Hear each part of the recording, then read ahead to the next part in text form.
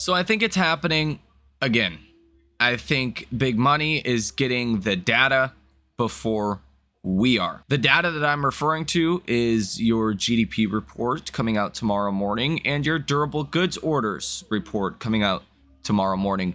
These two data points are the biggest data points that we have gotten so far since the Fed's 50 basis point cut. Now, we have gotten some data like service PMIs, manufacturing PMIs, Richmond Fed service and manufacturing data, all of which has been decisively negative. So tomorrow's data holds a little bit more precedence now. And markets briefly in the beginning of the trading day hit a new all-time high before subsequently, falling. And I think it's no surprise. I think it's happening again. Now, as I posted here on the channel about 2 weeks ago, that one individual on CNBC said it. The one thing that is like, you shouldn't say if you're someone on Wall Street, that the data was in fact getting leaked before we have gotten CPI reports, the last two really. That news with NVIDIA, you might recall that pretty vividly. NVIDIA was down 9% for seemingly no reason. And then in after hours, news came out that NVIDIA was sent a subpoena. Like, big money is decisively, without argument, getting big data reports before we do. Now, what does today's decline in markets signify for tomorrow's data? What are the expectations for tomorrow's data? And just how important could tomorrow's data be for broader markets? We'll get into that in this video. And let me start with this. I think the data tomorrow will be very important for markets. And judging off of the decline we're seeing in markets, I have to imagine the data is not as good as what the markets are hoping for. Now, you got to think about this quite logically. When big money is getting these data reports before everyone else, this is BlackRock, Vanguard, State Street, Jane Street, Sequoia, this is Citadel, this is Virtue, the market makers, right? Systemically important firms are getting the data before everyone else. Like, your average hedge fund on Wall Street doesn't have the data, right? It's the guys that are important that you cannot have fail in this this cutting cycle with the Fed. If you were to see, like, a big firm start to fail, that could be that 2 standard deviation black swan event, maybe 3/4 standard deviation black swan event. Honestly, they don't fail all the time. That could push you into a recession. That's the last thing the government, the Fed, or anyone else wants to see happen at this stage in the economy. Now, again, back to what I was saying, thinking about this logically, when those big money firms are getting the data, they are going to position ahead of time for it. And that's why we've seen those weird moves, the day before a data report comes out, or the day of, in the case of NVIDIA, or with the Fed's 50 basis point cut. Like, I was very vocal about that here on this channel, that the Fed was going to do 50 basis points.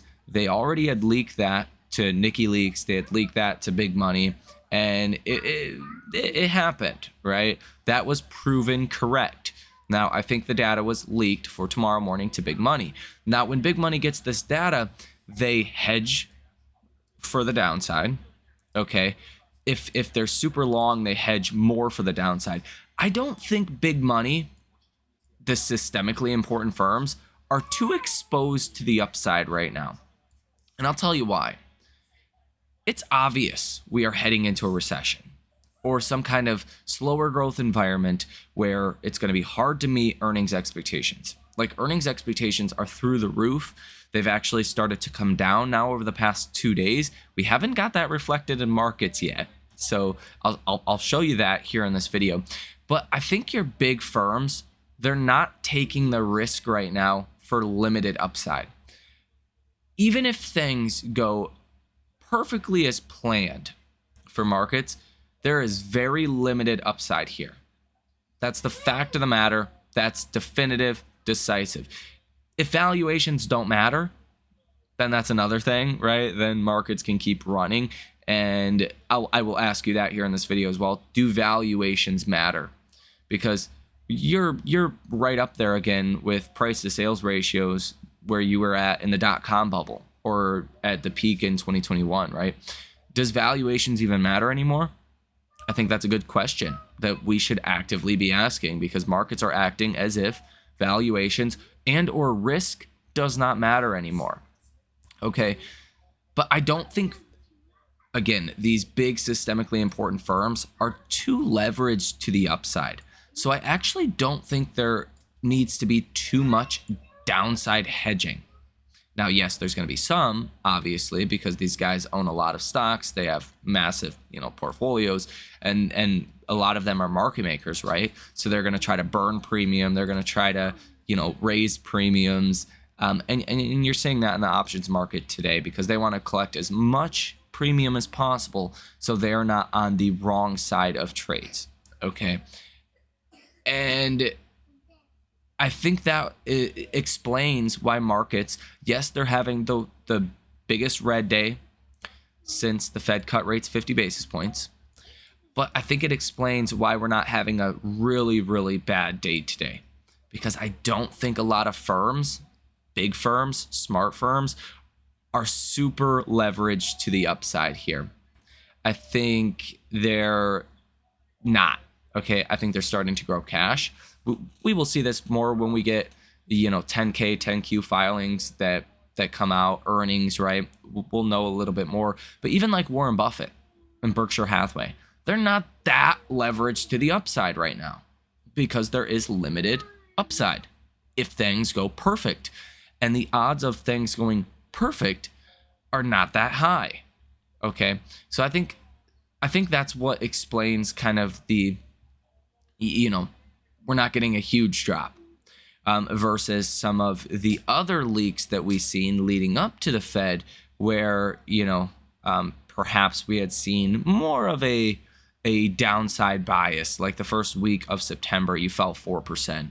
I think a lot of that was big money getting ready for the Fed and repositioning and allocating their portfolios in different directions. So I think the data was in fact leaked today to big money. In fact, I don't just think that, you almost know that, like almost with a certainty. Okay, just judging off of what we've seen over the past couple of weeks. I mean, even that guy on CNBC like 2 weeks ago said, quote, "It seems like for whatever reason, some people are getting the data before others."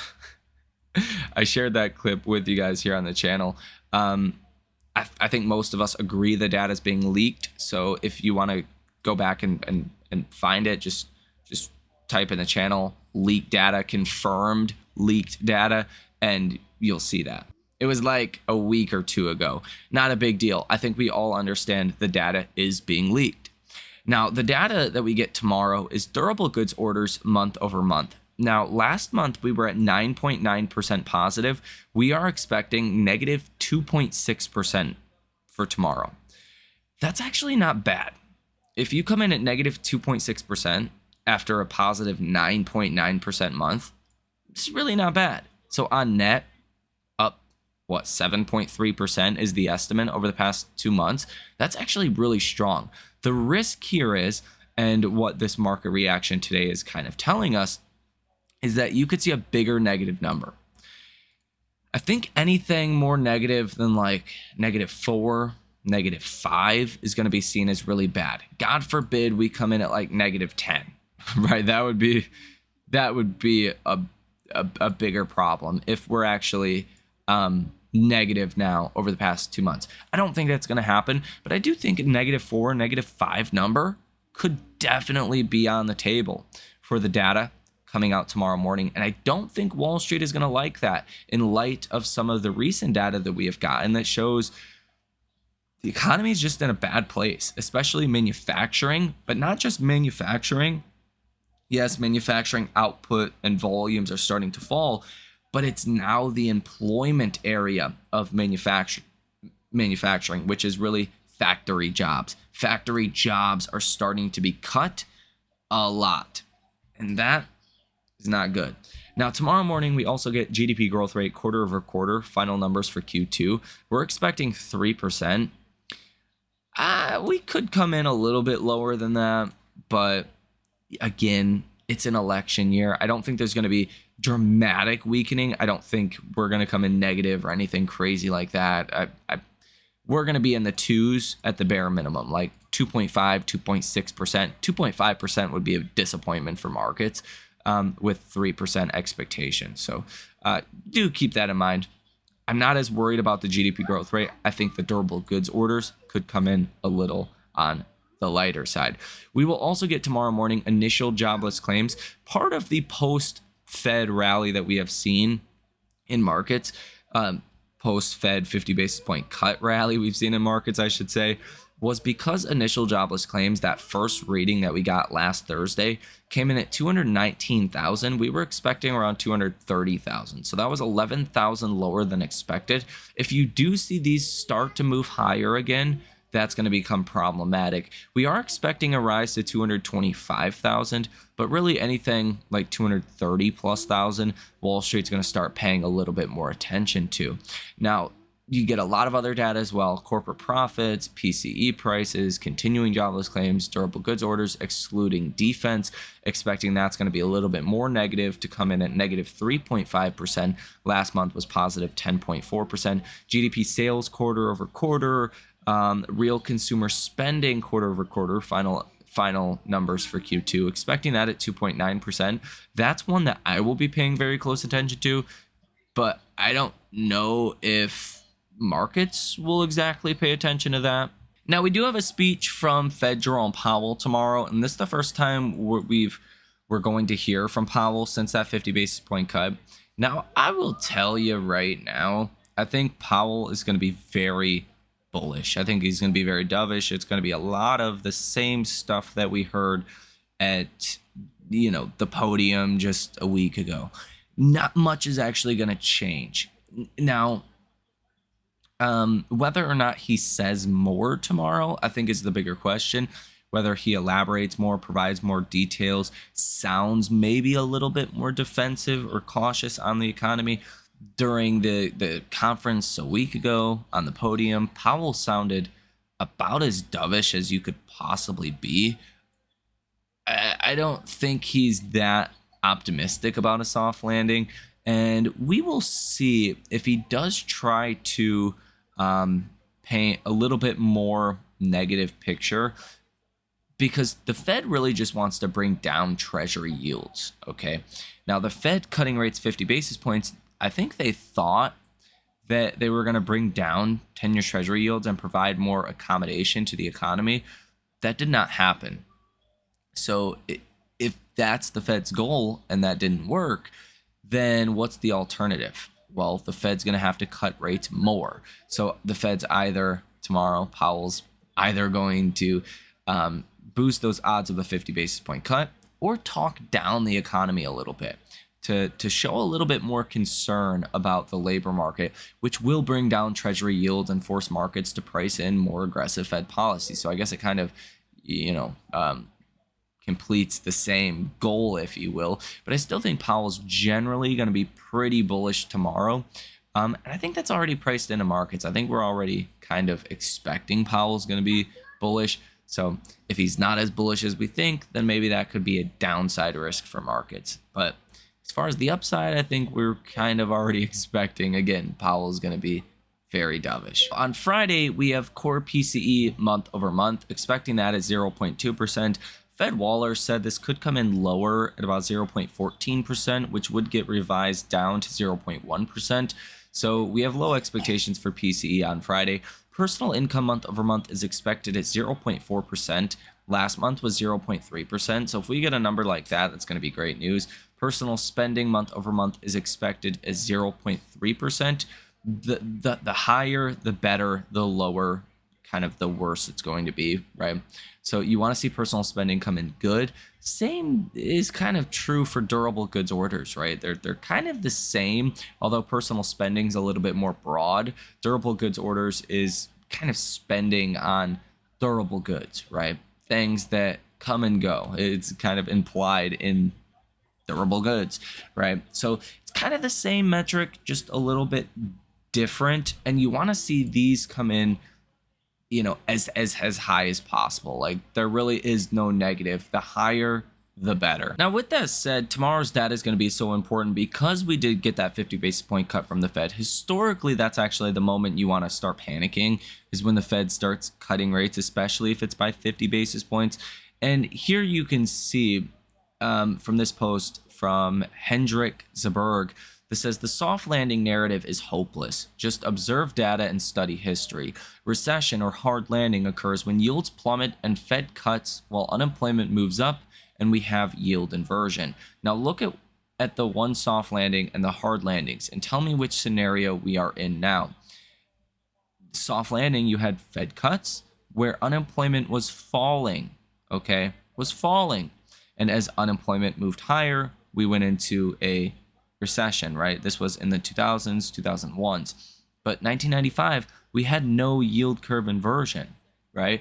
Fed was cutting with unemployment rate that was falling.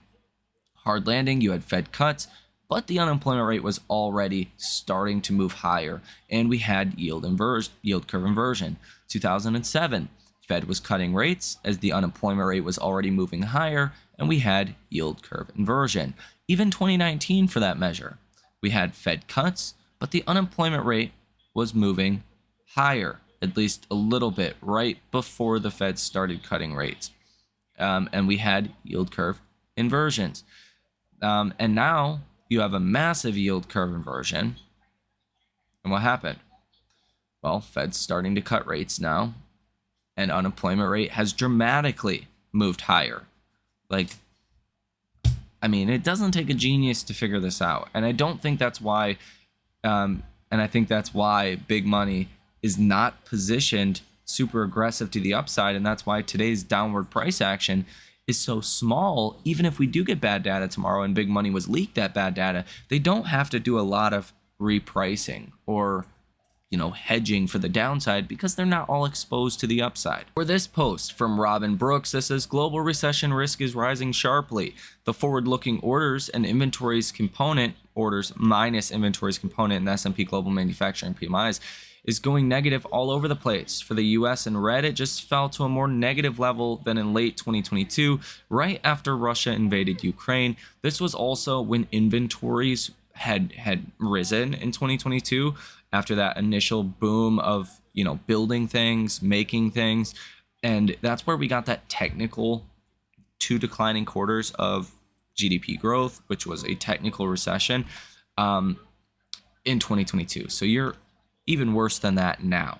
And as I mentioned earlier in this video, you can see here from Michael J. Kramer on X, earnings estimates for 2024 and 2025 fell again today for the S&P 500. I guess we will find out really soon if fundamentals really do matter. My guess, they do.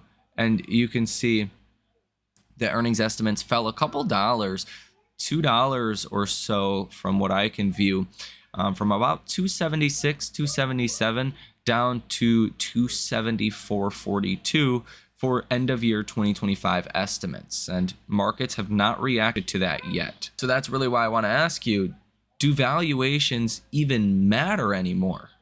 Or is the market so disconnected from reality that maybe even valuations don't matter, at least in the near term? Let me know your thoughts around all of this information down below in the comment section. I still do think September is going to be good for markets. I think the beginning of October is probably going to be good for markets. At some point, we will likely get some kind of election correction, but I think that's second half of October, and then I'm more worried about after the election, November, December, January, February, March of 2025. As I have explained here on this channel many times, that's when I think a larger decline for markets. Now, I do think in regards to Tesla, this is going to be some kind of very short term, maybe a day or two of being red, if indeed it is correct that we are going to get bad data and that bad data was leaked to big money that did hedge the downside for that, again represented by the red day that we've seen in markets. I don't think this is the start of a larger correction. If the data is really bad tomorrow, obviously this could be the start of a larger correction. I think the next correction event we get is going to be based around the election. I think that correction will come and go, and then we'll start worrying about the economy, a potential hard landing again at some point in November, December, then in 2025 in January, February, March. I think at some point in those 5 months is when you're actually going to get that,